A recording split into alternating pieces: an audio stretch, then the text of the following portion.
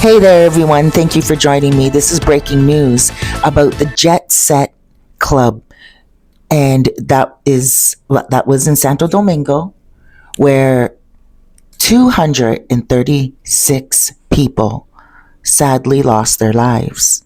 Now, here's an article that I'm going to read with you guys with the update. Owner in Dominican nightclub roof collapse is arrested. After the collapse killed 236 people, an employee came forward with evidence the owners had been warned the roof posed a danger. The owner of Jet Set, a popular nightclub in the Dominican Republic, where 236 people died after the roof collapsed 2 months ago, was arrested on Thursday and charged with involuntary homicide, prosecutors announced.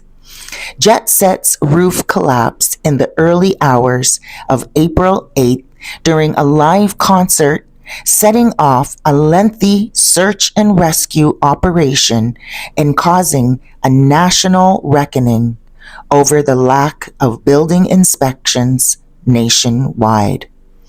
The arrest occurred after a club employee came forward to the authorities with evidence that showed he had warned the club's owners that they should cancel the concert because the roof was in such poor condition that it posed a danger. The owner, Antonio Espillat, a wealthy businessman whose family also owns a chain of radio stations, appeared before the Attorney General's office in the capital, Santo Domingo, on Thursday afternoon for questioning. He was detained afterward. His lawyer, Jorge Luis Polanco, said. Mr. Espillat's sister, Maribel Espillat, who helped manage the club, was also charged. The Attorney General's office, which announced the arrest Thursday evening, said both siblings have been charged with involuntary homicide.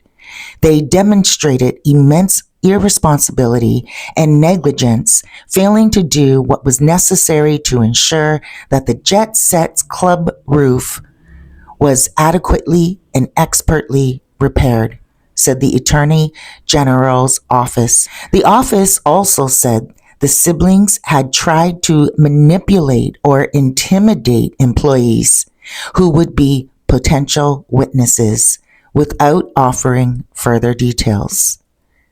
Mr. Espillat and his mother owned Jet Set. The club was known for live music Mondays, which were often filled with the city's elite.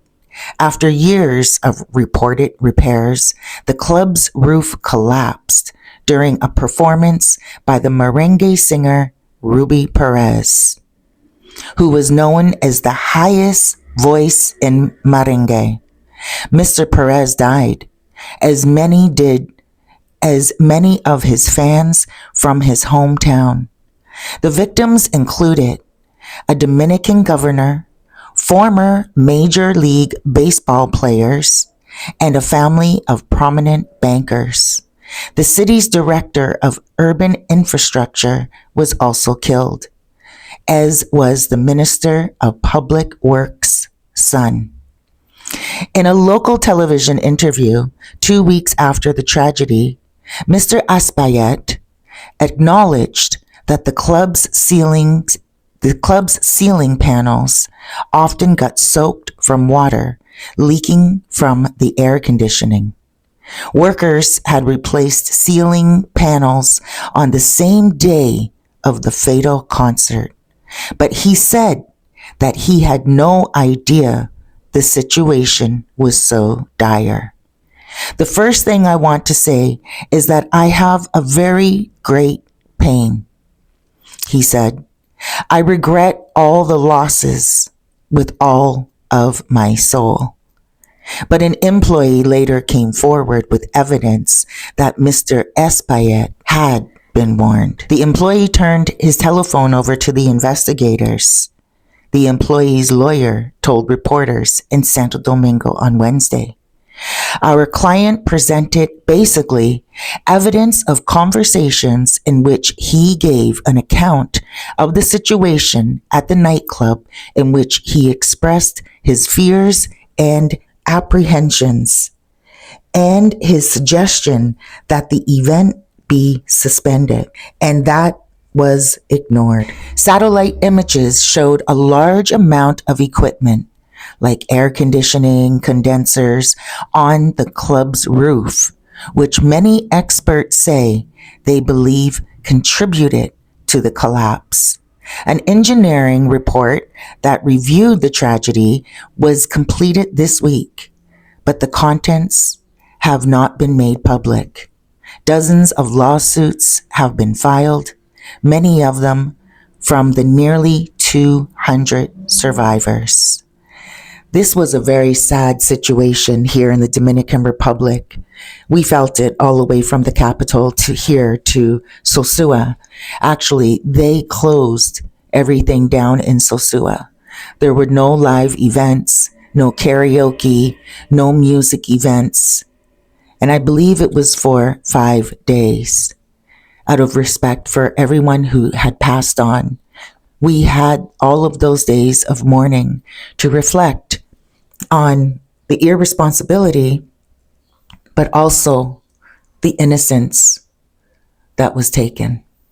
People's lives going to a nightclub, and not just because they were prominent people, did the Dominican Republic close everything down for all those days, but because there were so many innocent people. And we can only pray for the survivors, anyone who was hurt and is still healing, and also the families who lost their loved ones. Thank you so much for joining me, guys. This is today's breaking news, and I will be sure to bring any updates to you as the time goes on. Have an amazing weekend.